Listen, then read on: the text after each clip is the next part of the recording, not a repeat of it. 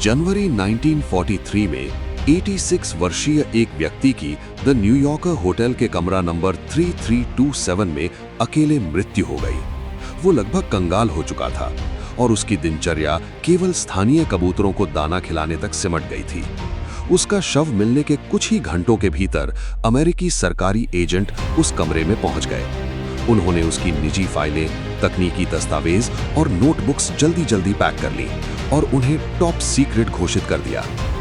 कमरा 3327 में वो व्यक्ति था निकोला टेस्ला। टेस्ला के नाम लगभग 700 पेटेंट थे, जिनमें ऑल्टरनेटिंग करंट ग्रिड और वाईफाई की सैद्धांतिक नींव भी शामिल थी। फिर भी आधुनिक दुनिया को आकार देने वाली तकनीकों का जनक होने के बावजूद उन्होंने अपना जीवन खाली हाथ समाप्त किया, जबकि सरकारें और कॉरपोरेट शक्तियां उनके काम को नियंत्रित करने में लगी रहीं। उनके पतन को समझने के लिए हमें ये देखना होगा कि विज्ञान की दुनिया कैसे बदल रही थी।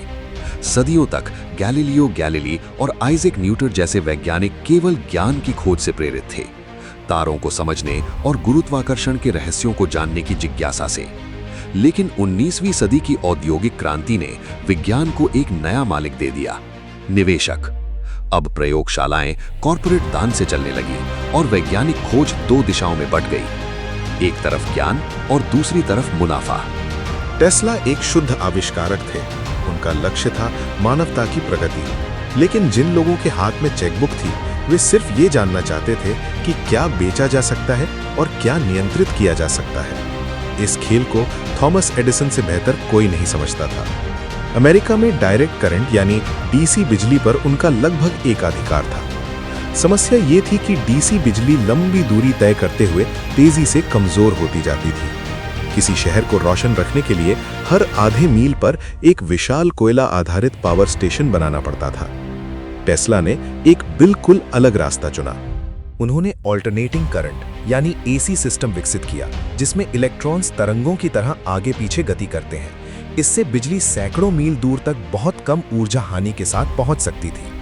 एडिसन समझ चुके थे कि ये तकनीक उनके साम्राज्य के लिए खतरा है।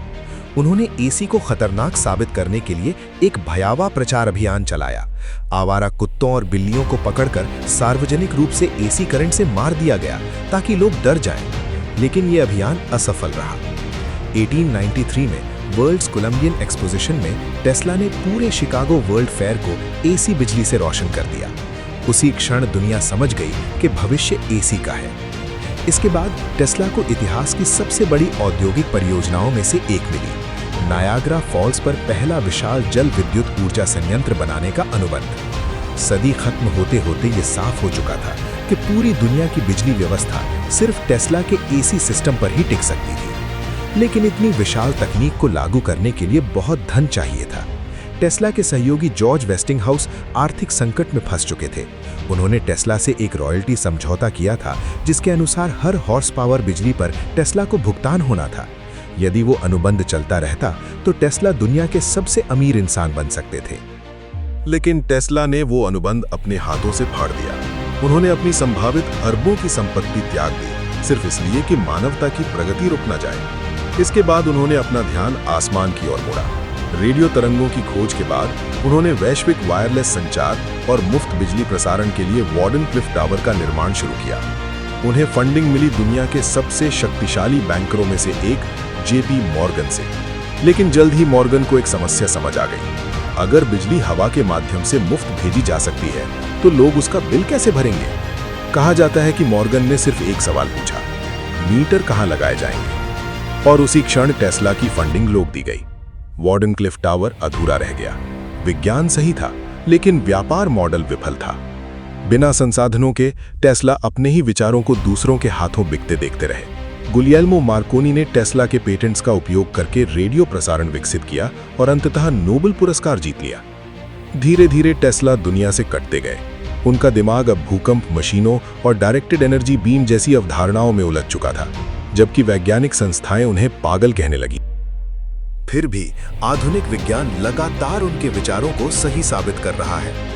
2007 में मैसाचुसेट्स इंस्टीट्यूट ऑफ टेक्नोलॉजी यानी MIT के शोधकर्ताओं ने सफलतापूर्वक वायरलेस बिजली ट्रांसमिशन का प्रदर्शन किया, ये साबित करते हुए कि टेस्ला गलत नहीं थे, वे बस अपने समय से 100 साल आगे थे। आज जब भी आप लाइट जलाते हैं, वाईफाई से जुड़ते हैं या स्मार्टफोन इस्तेमाल करते हैं, आप टेस्ला के दिमाग की भौतिक अभिव्यक्ति का उपयोग कर रहे होते हैं।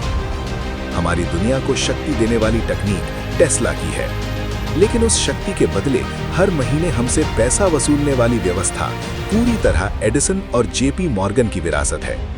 और शायद सबसे बड़ा सवाल आज भी वही है, अगर वैज्ञानिक खोज हमेशा मुनाफे की जंजीरों में बंधी रहेगी, तो कितनी ऐसी तकनीकें आज भी छिपी हुई हैं, सिर्फ इसलिए क्योंकि किसी कॉरपोरेशन को यह समझ नहीं आ रहा कि मीटर कहां लगाया जाए।